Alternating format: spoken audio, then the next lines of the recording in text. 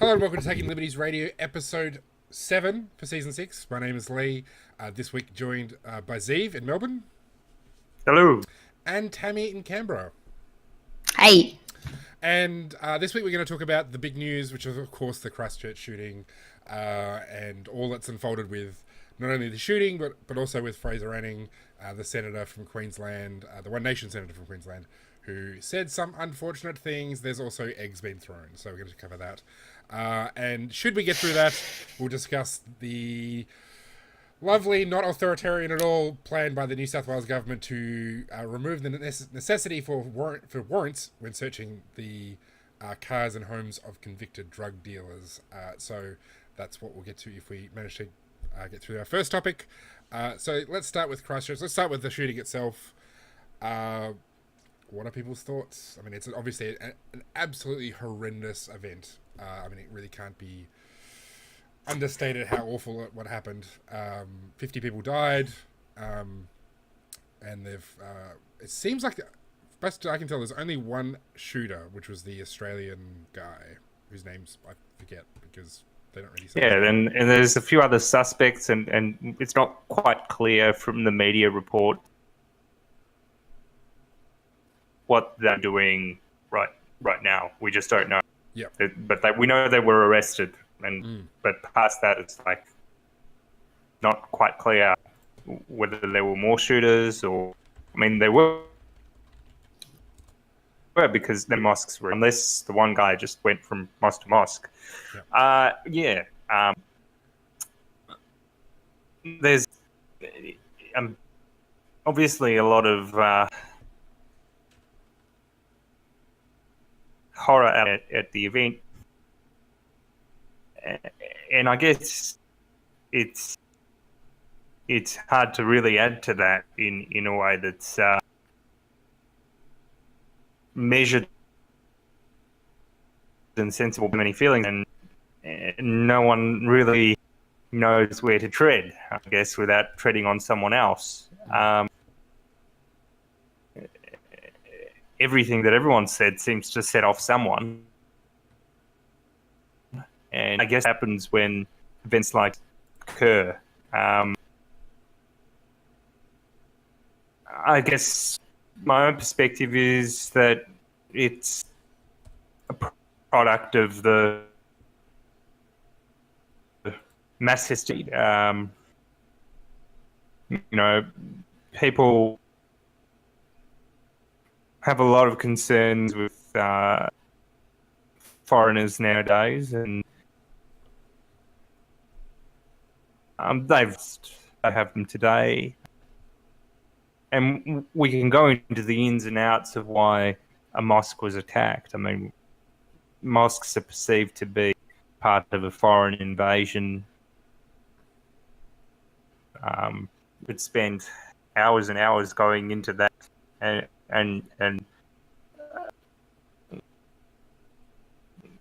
concept, and who knows where you'd end up at. That's exactly what the killer thought in a nutshell. I mean, I'm not trying to reduce his thinking into just one statement, but in a nutshell, that's what the killer thought. And I guess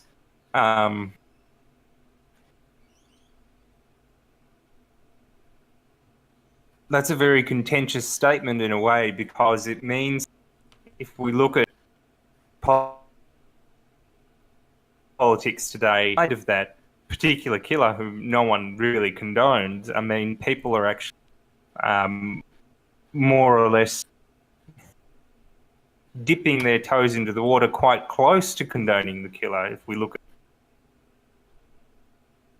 at Fraser, for example, who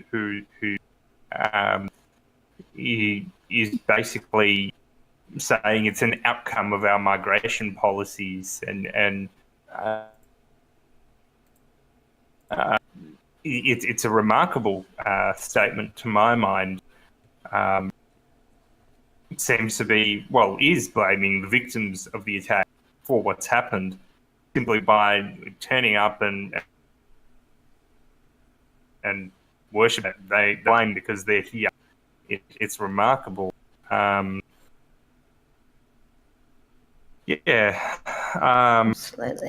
Yeah. I don't really know what else to add. A large part of this is, like a lot I'll of leave these it at that. pillars, there is this manifesto. It's 74 pages. People are obviously, it's one of those things that the media is obviously taking excerpts because who the hell wants to read some crazy person's 74 page ramblings. But it seems to be a combination of both internet culture as well as kind of a largely incoherent mishmash of a lot of things. So when you look actually at not just the manifesto of the Brenton Tarrant, who's the guy from Christchurch, but I think the Orlando nightclub shooter had a manifesto. So when you look at these manifestos, these writings, often they have a bunch of things drawn together. So Brenton Tarrant talked about supporting China, but he's also talking about securing a future for the white race and getting white children and this kind of stuff. So it is a bit of a hodgepodge, but it's clearly his clear intent is that white supremacy. There's no other way around it. That is. Yeah, it's bizarre. He calls himself an eco-fascist. Read that because to my mind, it reminds me of the remarkable similarity in some ways on immigration. Certain sides have with it. Tony Abbott and the Greens have a shared position on immigration. It should be cut in half. And Tony Abbott's reason is cultural cohesion and is the environment. And actually, when someone says, I want, no immigrants because I'm an eco-fascist, he's actually taking those two statements very, very conclusions. He's saying, I want, cultural cohesion for the white race, and, I'm also concerned that immigrants are draining the resources or whatever of the country. Absolutely. I think so. Yeah, absolutely. And one thing that's really interests me is that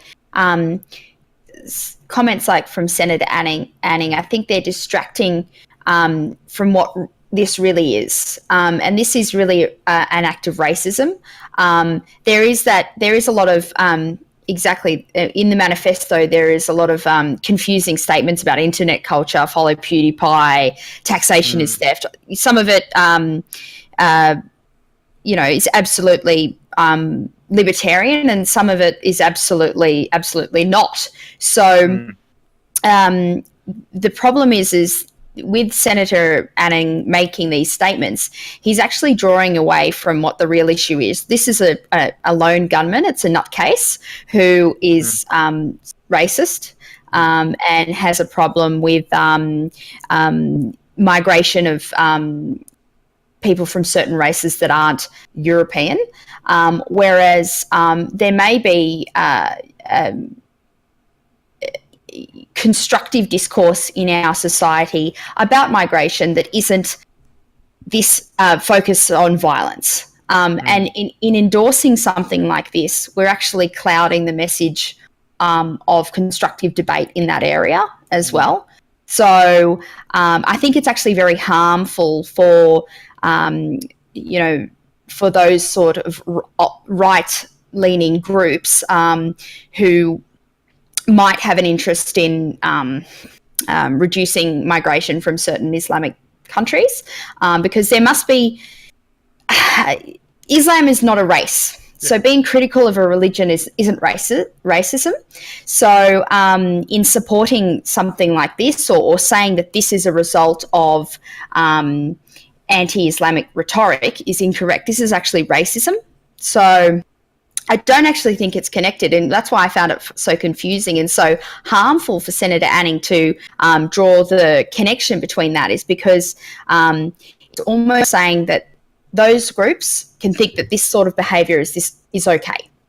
So we can have intelligent debate about religion, we can criticise Christianity, Islam, we can speak about migration, but why are we connecting acts of violence to that sort of political commentary. Yeah, So that's something that I found confusing. I mean, I think it is a little bit complicated in the sense that, so I definitely agree. Like, so Islam is not a monolith. It has not, like, theologically, like 70 something different sects. Like, you can, when you start looking at different traditions, there's a lot of them. But they are associated with certain cultural groups and certain, racial groups, insofar that race is actually a thing that actually exists, which I'm skeptical of, but, ethnic groups or however you want to define it. I guess that's where there's a little bit of complexity in terms of whether this is racism or like Islamophobia or like whatever it is. I think it's because you have this merging. It's a bit like, Judaism is also in a similar situation where you've kind of got ethnic groups who happen to be Jewish, and then you've got the religion, and then you've got the culture, and so again, there's sort of a complex kind of mix there. So, I'm personally content to sort of lump it in as, how do I put it?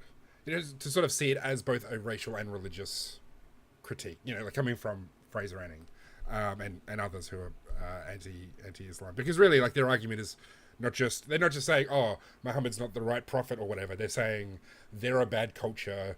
They're outsiders. We don't want these outsiders. And so in that regards, it doesn't really matter whether it's about religion or race or anything. It's just them and us. They don't support, the cohesion of this. Maybe we can transition to Fraser Anning's comments. To what extent, we'll start with you, Tammy, to what extent is it the fault of Muslims that they brought this violence on themselves by moving to New Zealand or Australia? Because that's essentially the argument of Fraser Anning. He says, by them coming here, they've incited this upon themselves. Yes, and I think it's absurd, the argument. But in saying that, while I don't support that, I think most libertarians would support anyone's right to be a bigot. So he can be an idiot, but I don't think he should be silenced. Actually, we can't get rid of him until the next federal election anyway, despite as many, change.org groups can get how many signatures they want. It's not going to happen. It's just not the way that lawmaking works in this country. But unfortunately, he has made these comments, and that's what I was saying. Why he has a viewpoint, and I don't personally know how extreme his particular viewpoint is, but there are groups within our society here who have these views that Islamic culture doesn't, blend well with our own Australian cultures, which I don't personally agree with myself. But the problem with his argument is that it's by connecting it to this act of violence, he isn't having a constructive debate about that. And that's where my problem was that if he wants to be a bigot, that's absolutely his right. And in reality, in a democracy, we have to have some differences of opinions in our parliament. So, we need an idiot to represent the idiots, I guess. So that's a very optimistic perspective. Yeah, that's right.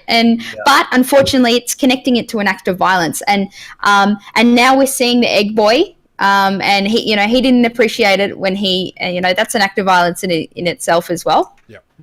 So I don't think it's not valid in any political debate. We shouldn't be supporting this or in any way, but we should be treating it for what it is. Okay. Yeah.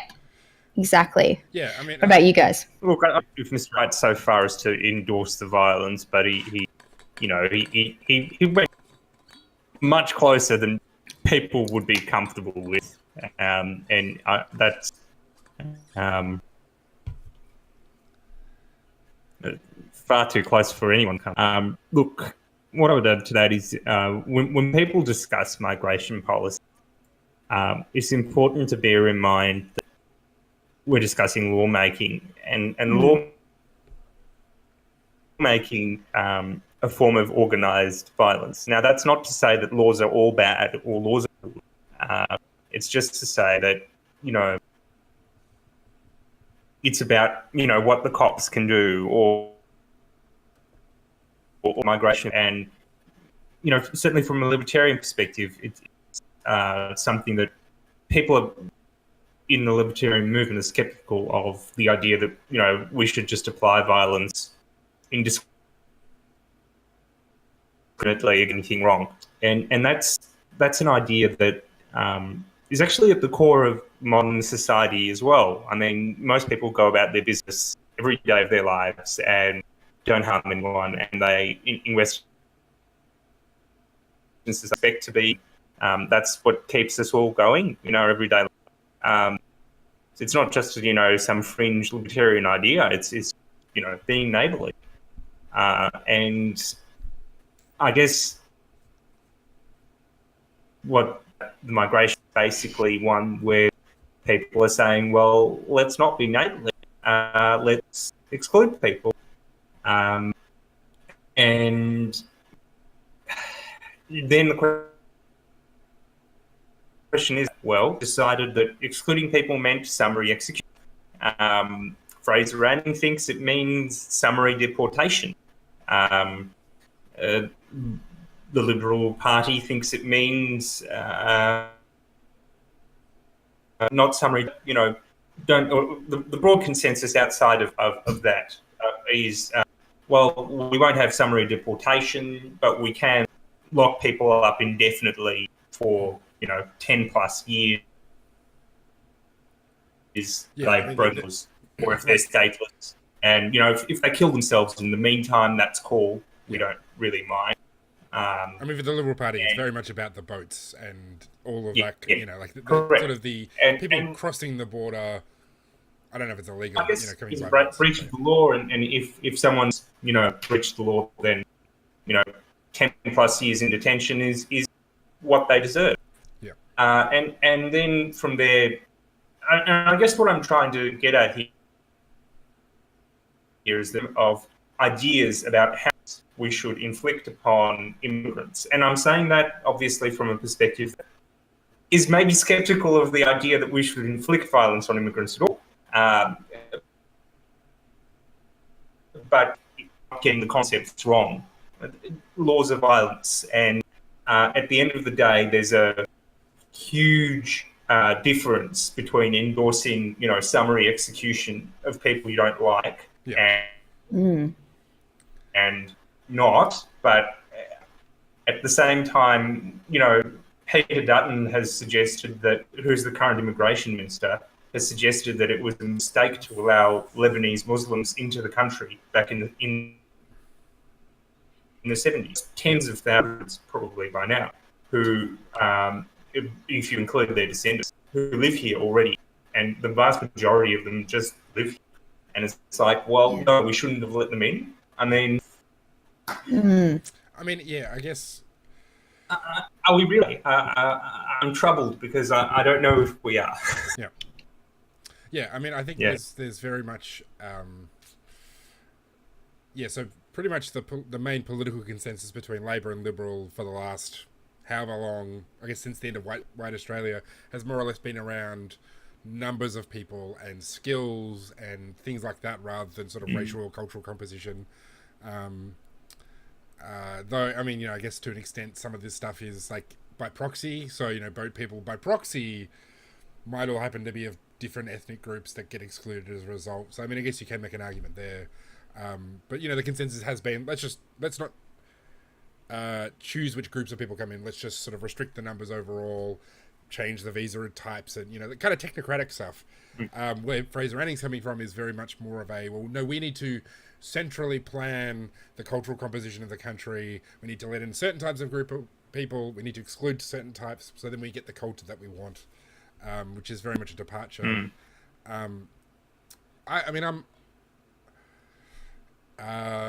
I would say, well, he was, One Nation, Malcolm Roberts was elected, then he was found ineligible, so Fraser Anning took his spot. So in that regard, One Nation was elected. With 19 votes, mind you. He got in 19. Which, to be perfectly honest, I'm totally fine with how that works in the Senate. Because it's not really 19 votes. It's a quota, And how the system works is they'll give thousands of votes from people who are preferencing others, which most people don't vote for the specific candidate. Sure, Yeah. but I mean that's true of the probably the third or fourth candidate from the major parties as well. They'll only have a couple of thousand votes, and they'll get the because I mean that's just how the system works. If you want to check out how the Senate electoral process works, go watch a video. I don't want to explain it, but nevertheless, Yes, that's right. One Nation does represent a constituency in the country. There are people who are out there who agree. Yeah. Okay, that's how it's done. Now, how do we relate to people like that? How do we get alongside people like that? Not even essentially, how do we live side by side? That's what I'm trying to say. How do we live side by side with these people? Well, don't throw eggs at their heads. Don't. That's a sensible idea. Yes. Yeah. So I've been discussing with, people who are probably libertarian-ish on the kind of the left-wing side this week. People I consider friends who I think are smart and understand the issues, and their view is that Egg Boy's a hero. I understand where they're coming from. I see what they want to achieve. They want to deplatform someone like Fraser Anning. They want to discredit him. I don't think you're going to do that through throwing eggs at his head. So my argument is that, if you just debate ideas, if you just talk about ideas, you're going to get the speaker. Fraser Anning's never going to change his mind. Never in a million years. Fine, he's the one person. Maybe there's lots of core One Nation supporters, the Blake Cottrells of the world. They will not change their views either. But there's people who are sort of on the margins who maybe a little bit partial to his arguments. Maybe some stuff they might agree with Anning, but then they see his comments on the Christchurch shooting and think, no, that's too far. I don't agree with that. Now, if you just talk about ideas, if you just debate ideas, maybe those people will be like, oh yeah, I can see. They might say, yeah, that is too far. I'm not going to support him anymore because I like these arguments over here on the other side, and I agree with them, and so I'm not going to support Fraser Anning. But if you throw an egg at his head, they're going to go, well, do I want to side with the guy, the devil I know, who I agree with 60% of his stuff, or am I going to side with some lawless hoodlum who's, and now there's I've seen screenshots of people threatening to egg David Lionhelm, and presumably Peter Dutton's probably got it as well. Probably all of them do. This is unleashed a wave of wannabe egg boys. Is that really going to, if I'm on the fringe of supporting Anning and he's that side, am I really going to want to get in bed with a bunch of crazies who throw eggs? Well, no, I won't. So you actually, the thing about political debates, which I think is very important, is you're never arguing with the person you're debating with. You're always arguing for the peanut gallery. You're always arguing for the people who are on the edges, on the margins, who might jump ship, who are watching the debate. They're standing at the sidelines and saying, I want to see how this plays out. So that's why I think, in particular, it's counterproductive. Yes, just an egg. Not a rock, not a gun. Fine, but it's the principle of the thing. It's the idea that... That's right. And you can't blame him for slapping him back. I'm sorry. I don't. I think you can't do it. But if he's assaulted him, I think arguably from what I understand from defense lawyers talking about this issue, he's probably going to get charged with assault and he'll probably be found guilty in all likelihood. Of course, it always depends. But yeah, I think.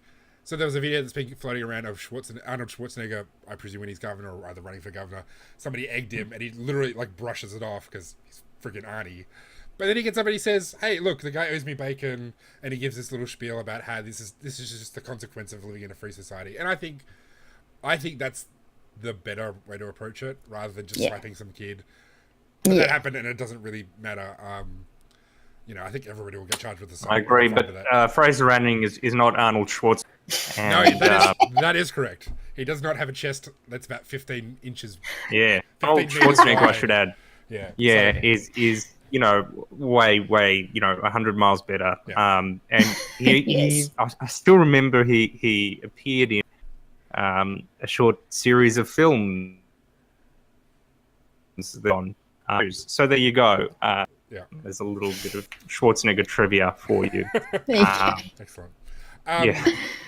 Okay, I'm just trying to think. Is there anything else that anybody wants to mention? I think we've kind of covered it all, but is there any sort of final thoughts or anything we haven't quite picked up on? Yeah. Tammy, did you have any thoughts? Yeah. Perhaps one thing that's interesting is how do you think? I found it quite intriguing that this has happened before the elections here in Australia. And I wonder how this is going to affect the tension that we already have here between Islamic groups and those who oppose that. And I don't want to sound like a conspiracy theorist, but I feel like it's very puzzling that this has happened before two major elections in Australia. And I just wonder what sort of ramifications it will have for one nation in particular. Well, I mean, yeah. So I mean, that's an interesting question. I mean, obviously in Australia the debate's always going to be about guns. Because that's what we debate, and of course we always have more restrictions. So Mark Latham's already come out in favour of, basically supporting the 96 changes. Supporting what Howard did. Recreational. Yeah. So I mean, it seems to me that I've got a couple of friends who are heavily in the Liberal Party in New South Wales, and they're tripling down on the fact that the Labor have done a deal with the shooters and fishers, and they're accusing them of watering around gun laws. So I mean, I think that's Howard's come out with a statement. Yeah. So that's obviously going to underline that kind of thing. They're probably going to do that anyway, so I don't know if it's going to make much of a difference. I mean, it certainly doesn't seem like the shooter had the elections in mind over in New South Wales and federally, from what I can tell, from what I understand of his manifesto. So it's probably just a coincidence. In terms of affecting whether people are going to be upset, sort of racial tensions. Well, when there've been the few sort of lone wolf attacks by Muslims on non-Muslims, so the stabbing of the Curtis Cheng, I think was his name. The Lynch Cafe siege, those types of things. Yes, there wasn't really kind of any. Didn't, at least from my perspective, from coming from outside of New South Wales, it didn't seem like there was any kind of pushback. So I can't imagine there'll be any in this circumstance either. I mean, I think there will be a rash of egg throwings by idiots, a bit like how people started throwing thongs after they threw them at Bush and Howard. I suspect that's probably going to be the only kind of flash in the pan conflict, is just eggs being thrown at politicians, because people are stupid and can't come up with original That's an ideas. optimistic perspective. What do you? You're still sorry. No, go. Yeah. What do you think, Tamara? I think I don't see that this is. I don't think this is going to help one nation in any way. If they, I think they had a fair shot in New South Wales coming up for the New South Wales election, at least getting more than one seat for sure. I think Miranda was one to watch, definitely. I think they're running for 3 seats, Sydney, Miranda, and the other one just missed my mind. But I think it will actually hurt their chances, which is ironic, considering I think this goes exactly against what the gunman. I believe he had something to achieve with this. I think that it wasn't just New Zealand that he was targeting. So I think his agendas, cross the shores to us. And I think, if anything, it's going to hurt that cause that they have. And in saying that, and that's why I said it's so confusing for me that someone like Fraser Anning would connect himself to such an act of stupidity, that it's not constructive to political debate in any way. I mean, we can disagree with his win attention. And the thing is, he's got no eyeballs on him, and for a senator of having his kind, so he'd rather get attention and some votes than no attention and no votes. Yes. And the other thing to add, and you're quite right, Tamara, I agree with you. Absolutely, the shooter was to divide people, since his objective and the objective of radical terrorists like ISIS or what have you is exactly the same, and basically tear in the name of their cause, Yeah. and tear down Yes. the idea that people can just agree to disagree, and live and get along with each other. So, it's definitely one of those things where lone wolf, so any kind of lone wolf attack almost never actually enables the cause that they're arguing for, whatever it is. No. I mean, it really, the use of terrorism or guerrilla warfare only probably has any even remote chance of working when you actually, you think about separatists, so the IRA, the Basque separatists in Spain, like those things where there's like an ethnic group that's, or, some sort of minority, or, who's being sort of oppressed or think that they're oppressed. And then there's a military wing or a militant wing that then does acts of violence to kind of drive out the government or whatever. I mean, that kind of thing probably doesn't work either, but it works at least theoretically better than some guy just shooting up a mosque or, blowing, the two towers. I mean, it's a perfect example. More people killed there than any other, probably almost every other terrorist thing combined. And terrorists didn't win. Well, they kind of did win because, Patriot Act and the rest of it. But, they didn't actually advance their cause. The US is still in the Middle East, blah, blah, blah. So, in some ways, terrorism never works, which is kind of good, except for the political overreaction, which is always bad. Sometimes it does work. I mean, I wish you were right that it doesn't. Well, it kills people. It doesn't advance the ideological agenda. Yeah. So, which is, that's the whole point. Like, sure. I mean, to be honest, the kinds of people who are attracted to that kind of violence probably just want to kill people. So, their own personal objectives are met, but their ideological objectives are never met, unless it's to stir up the government against whatever it is they're theoretically supporting. So, we've basically, I think we're out of time now. So, unless there's some final thoughts, I might just wrap it up there.